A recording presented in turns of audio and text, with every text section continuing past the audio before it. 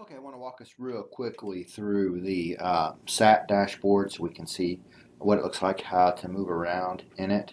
Um, Again, we're going to pull our little caret slash arrow down here, click on the SAT dashboard. It is going to take us over to that other page. So again, you got to have your pop-up blocker temporarily disabled. Um, and here is the SAT report. Now, again, this ought to look somewhat familiar.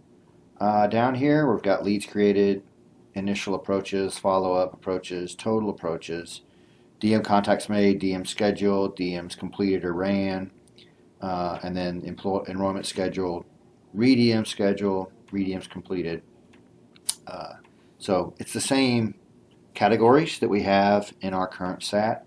The difference is you don't go in and enter any of the information. All of this information is being pulled from the activity that is put in with the leads. Now, nice thing about this, it is going to be more helpful to you in terms of running batches of information, especially as you're trying to build out ratios for your specific agent. So you can come up here and we can click and we can look for specific regions.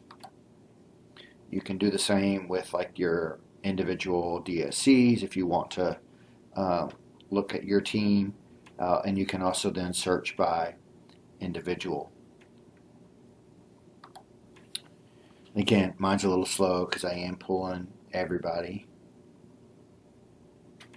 All right, but here we can see off of Darren's team who has entered, and I picked on Darren on purpose because I knew a couple of his people have started to use the system. And so here we can see where Mary Ellen has done a few follow-up approaches and has made those entries. And then also James, where is he at?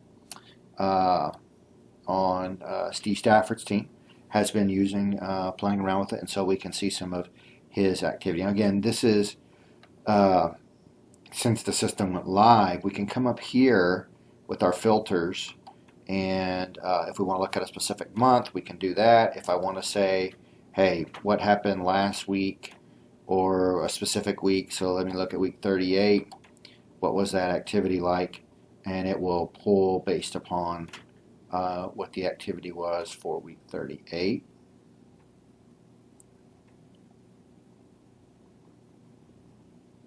All right, and so week 38, James did this too. He made notes on the follow-up approaches on 2 leads that he has in the system, and so it updated that.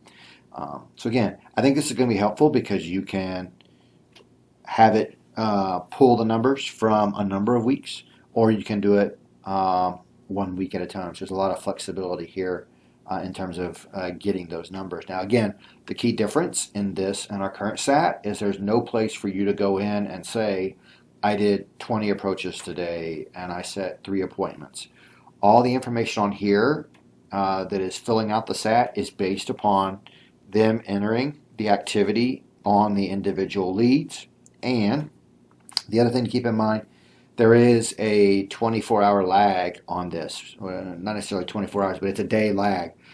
The leads that had activity entered into them yesterday will show up on the SAT report today. Like every night when the system updates is when that stuff will show up. So what we're looking at is always at least a day behind. It won't reflect any of today's activity. But the key is going to be coaching our teams to make sure that they're entering all of the activity that they've done on the leads in the CCLM system. And as long as they're doing that on each lead, entering what activity they did, it will accurately report here on their SAT report the next day. We'll be able to use this as we have our existing SAT report in order to coach them to identify areas where they need to improve and see what kind of activity level the individual is at. So this is the SAT report, how to use it, fairly easy. Again, the key difference, you're not going to enter the information. It's going to be pulled based upon the information you put in each lead.